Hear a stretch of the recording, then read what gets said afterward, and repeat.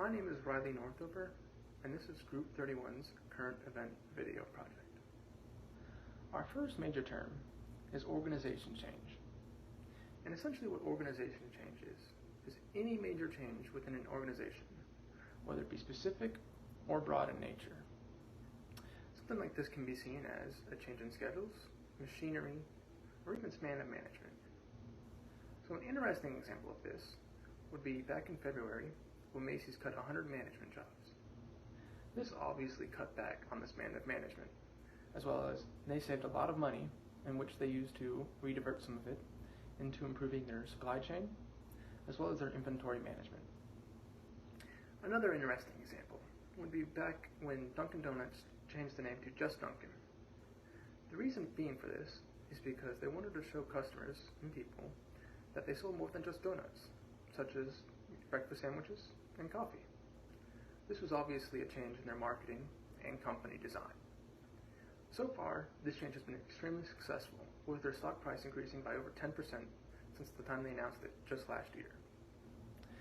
Companies and organizations are constantly changing. They don't always want to, but sometimes they have to, due to things relevant to them. An example of this will be how just last year Claire's filed for bankruptcy. Obviously, this is not what a company wants to do, but it's because they failed to anticipate online sales from companies like Amazon and eBay, soaking up all their sales. So what they should have done to change this, or to direct it differently, was to market their online sales better and not focus so much on sales within their physical stores inside of malls. Hi, my name is Blaine Alligood, and I'll be discussing the extent that organizational change can play in the environment of an organization. Now, many factors can take role in determining what causes organizational change to occur even in the first place. Typically, however, the most common reason is the anticipation of a future adjustment or change occurring, followed by the organization determining how they plan to react to such force that's causing the change that's about to occur in the foreseeable future. Now, this change can be anything from a change in management to a change in customer relations, all the way to a change in a small menial task that has been performed the same way for years, being changed or altered even in the slightest bit. The key underneath all of these changes, however, lies within whether this force is an external or an internal force. Now, external organizational changes typically derive from the organization's general and task environments. A recent example of this would include the restructuring of Charles Schwab and Company's top executives and the elimination of the company's biggest rewards program that was at one point its major selling point, a full trip to Hawaii for its top staffers. This process and this pressure derived from the stakeholders of Charles Schwab and Company. More specifically, the outside regulators and suppliers and overall investors who had interest in the company but was not necessarily within the company itself. They were the cause behind all of this pressure that pretty much built up on top of CEO Walt Bettinger.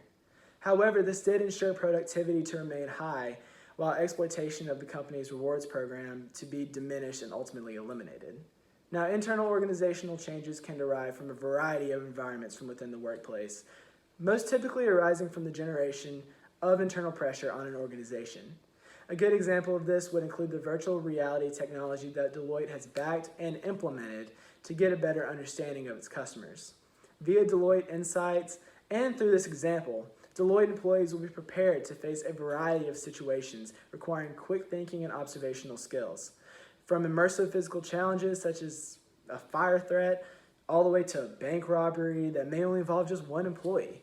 The digital technology Deloitte has pushed for will prove successful in making the best and quickest decisions for the company on an internal level. Hi, my name is Jay Lee, and I'll be discussing our second major term, innovation. Innovation is the creation of new goods or services that a company plans to add to their product line. An innovation may be a completely new invention or an alternative use for a previously used good or service. There are several different forms of innovation: technical, product, radical, incremental, managerial, and process innovation. It can be very beneficial for an organization to promote innovation within their company because it creates a creative culture and motivates employees to think of new ideas that would be to the advantage of themselves, the customers, and the organization as a whole. We live in an age where new technological developments are made seemingly every year, so it is crucial for organizations to stay on the forefront of technological innovation in order to maintain relevance. A good example of a large company implementing new innovations in their company is Starbucks, and the recent changes they have made in an attempt to gain a competitive advantage over their rivals. After suffering from less than average sales numbers in recent years, in June of 2018, Starbucks announced that they will shake up their organizational structure and implement several features to their products.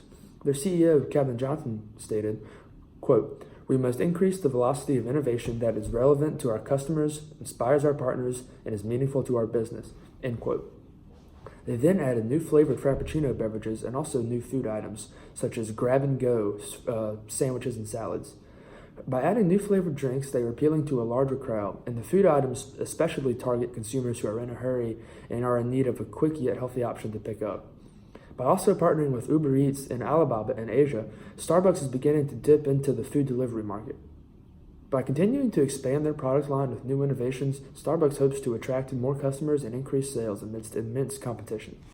Hi, my name is James Crawford, and I'll discuss the effective ways and how change has been managed in organizations.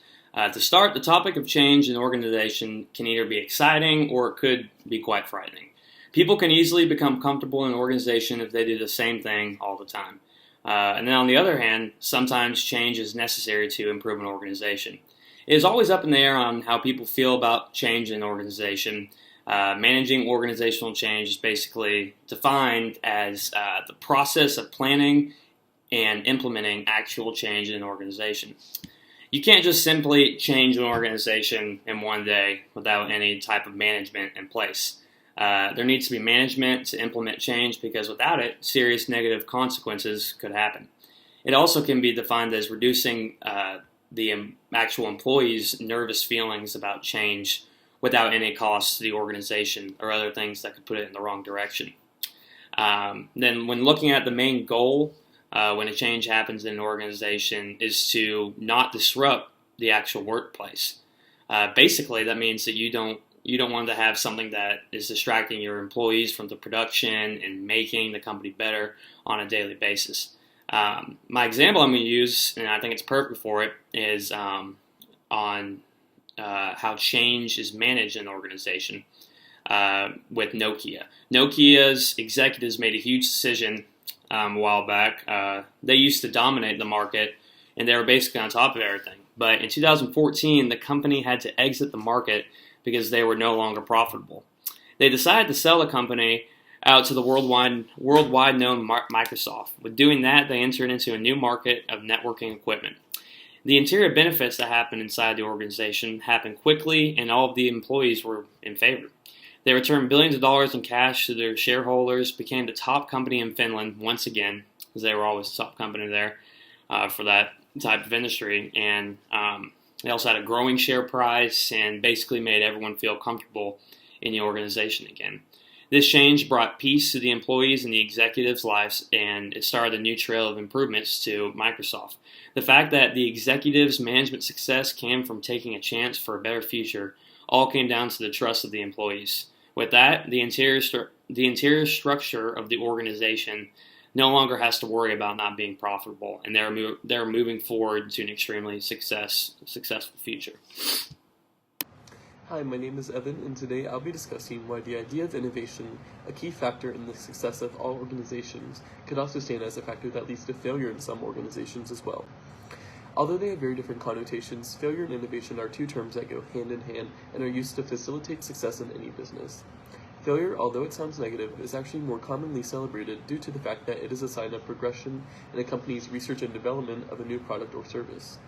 And even though failure isn't always preferred, it is most likely inevitable when your research process is driven by countless variables that are outside of your control.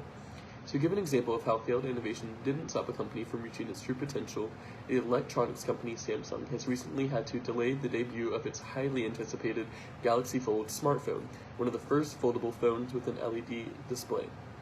Besides the nearly $2,000 price tag, the Galaxy Fold was having major issues with the Retina display and had major glitches due to the folding feature on the phone. During its beta testing, there were many problems that the consumers were facing with the day-to-day use of the phone, many of which were dealing, of course, with the folding feature of the phone itself. To make a foldable touchscreen phone is very tough, and Samsung has truly dealt with some hard criticisms on their execution of the Fold. However, even though the initial launch of the Galaxy phone didn't work out as quite expected, Samsung took all of the feedback and dedicated more time to make sure the product was ready for the market and satisfied the needs of their consumers, despite the media consistently wanting Samsung's innovation to be a total failure. The new and improved Galaxy Fold is set to release in late September and will have the same price tag of around $2,000. Without the dedication to improvement and acceptance of failure, there's no way Samsung would have been able to become as successful as it is today, and most importantly, able to overcome the issue with one of their most anticipated products of the century. Failure is not an end, but a beginning to a whole world of possibilities that I think more companies and organizations need to be more open to in order to be successful in the world, in the marketplace. Thank you.